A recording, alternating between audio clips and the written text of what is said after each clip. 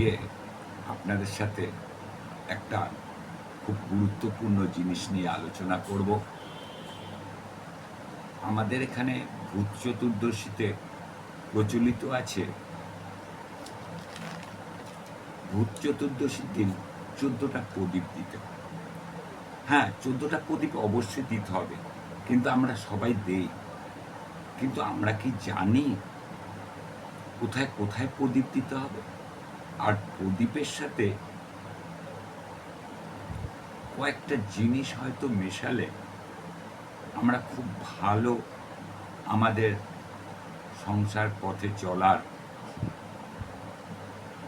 Opportunity পেয়ে যাব এবং নানান রকম বাধা বিঘ্ন থেকে উদ্ধার পাব। প্রথমে তো বলে রাখি, ঠাকুর ঘরে অবশ্যই প্রদীপ জ্বালাবেন। আর তুলসী মঞ্চ, যদি তুলসী মঞ্চ, আশা করি সব সনাতনীদের বাড়িতেই তুলসী মঞ্চ আছে।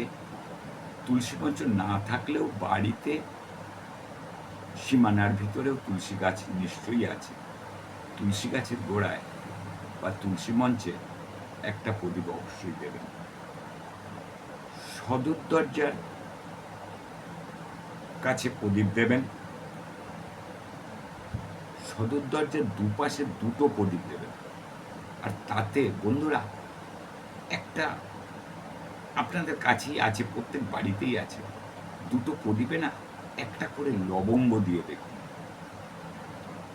এই ভূত চতুর্দশীতে সদর দরজায় প্রদীপে একটা করে লবঙ্গ দিলে খুব ভালো নেগেটিভিটিটা কেটে যাবে এবং সব পজিটিভ ওয়েভে পরিপূর্ণ হবে। আপনারা দিয়ে দেখুন, নিশ্চয়ই ফল পাবেন। আর একটা ব্যাপার হচ্ছে, বাড়িতে আমরা সাধারণত একটা জায়গা থেকে জল স্টোর করে রাখি, জল রাখি, বা ফ্ল্যাট বাড়িতে ধরুন আপনার অ্যাকোয়াগার্ড আছে বা কিছু জলের সরবরাহের ব্যবস্থা আছে, সেখানটায় একটা প্রদীপ অবশ্যই দেবেন, ভুলবেন না, অবশ্যই ভুলবেন না। ঘরের মূল দরজা, ঘরের আপনার যে ঘর আছে, আপনি ঘরের ভিতরে প্রবেশ করার যে মূল দরজা, তার মাঝখানে একটা প্রদীপ, তাতে একটুখানি অল্প অল্প একটুখানি গুড় দিয়ে দিন। গুড় শরীরকে বৃদ্ধি করে।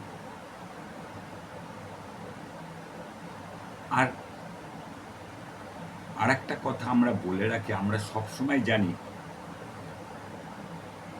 যে পুজো পাঠ উত্তরমুখী করতে হয় বা পূর্বমুখী করতে হয়, যার জন্য আমরা বেশিরভাগ উত্তরমুখী দেখেই প্রদীপ দিই।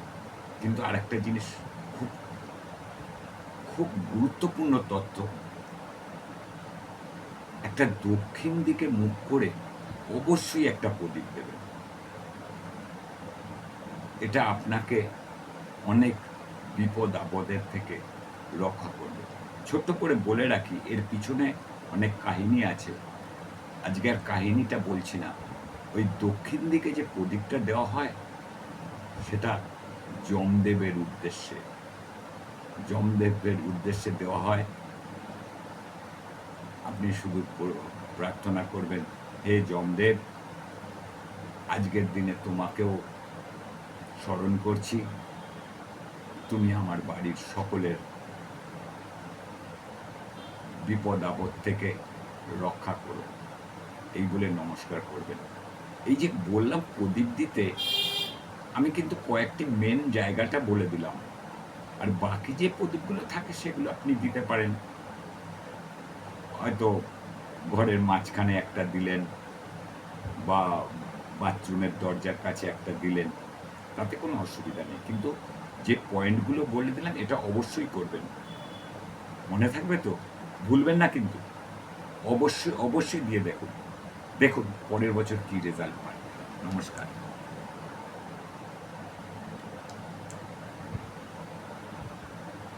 তাহলে আজকে এই পর্যন্তই থাক।